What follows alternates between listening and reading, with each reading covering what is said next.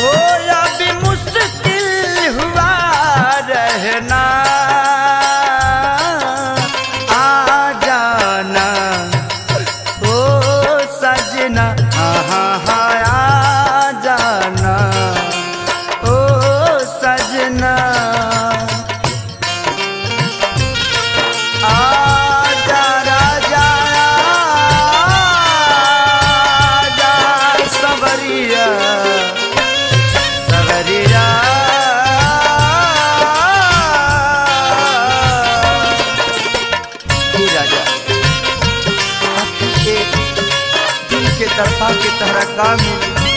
एगो तहर चेहरा देखे खातिर हो ठवा से चुआता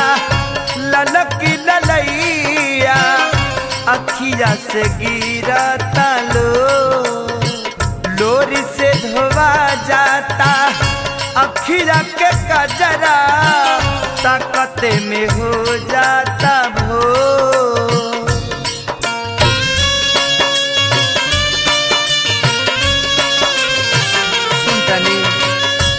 हवा से चुआता ललकी ललैया, अखिया से गिरता लोरी से धोवा जाता अखिया के कजरा, ताकत में हो जाता भो। तोहरे वियोग में रोई दिन राती, हो जाता पपियारा कहाँ बड़ा ये से बाती, निकला के नहीं खाई कैसे खाना, आ जाना ओ सजना, आ जाना ओ सजना। बलन जी सभी लौकता रउआ नहीं लौका घर काटे धावता जी रउआ कहाँ बानी, हमार याद आवे लकीदार हुआ। अरे कहियो सपनों में तो याद करा करे जा। और रतिया कहती है राजा हरी का हम हाँ पगली के भेष भाई बिखरल केस बा, कतही न लागता मन, अनहर जवानी हमार लागत माटी, अब न सहता धन।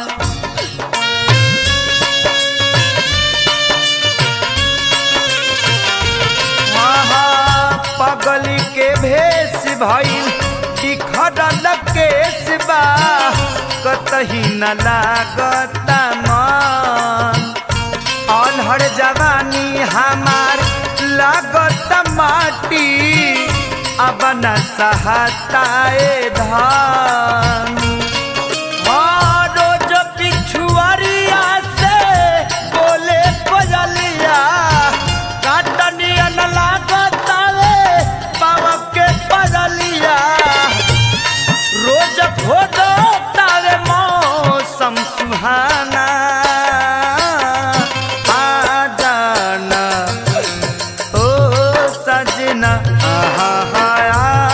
जाना ओ सजना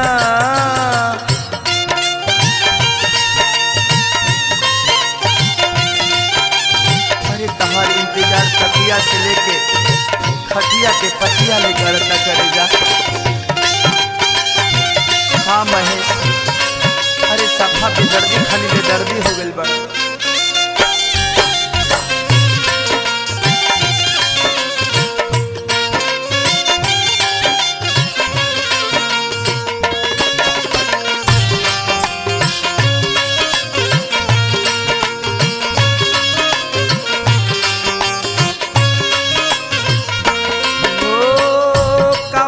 कसुरवा के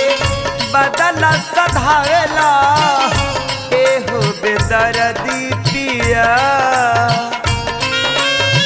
ढेर बर्दाश्त कैनी अब न सहाता छछनता हमर जिया